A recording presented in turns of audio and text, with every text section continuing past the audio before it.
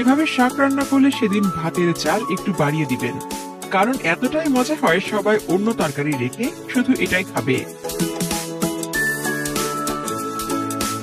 শাক রান্না করতে লাগবে 1 কাপ বুটের ডাল। ডাল আধা ঘন্টা আগে ভিজিয়ে রাখুন। তারপর লাগছে হাফ কাপ মসুর ডাল, 1 চা চামচ রসুন পেস্ট, পছন্দ মতো কাঁচা মরিচ কুচি ও হাফ চা চামচ হলুদ গুঁড়া, হাফ চা চামচ মরিচ গুঁড়া ও হাফ চা চামচ জিরা গুঁড়া। পানি দিয়ে ডালটা সেদ্ধ করে নিন। ডাল সেদ্ধ হয়ে আসার পর 3 মুঠ পুঁই শাক দিলাম। পরিমাণ মতো 1 চা চামচ লবণ, নেড়েচেড়ে সব একসাথে মিশিয়ে নিব। শাক রান্না হতে হতে অন্য পাশে 10-12টা চিংড়ি মাছ লবণ হলুদ মরিচ দিয়ে মেখে ভেজে নিব। মাছগুলো ভালো করে ভেজে শাকের মধ্যে দিয়ে দিব। এভাবে চিংড়ি মাছ ভাজা করে শাক রান্না করলে খেতে সত্যিই অসাধারণ হয়, কারণ চিংড়ি ভাজার খুব সুন্দর একটা স্মেল আসে।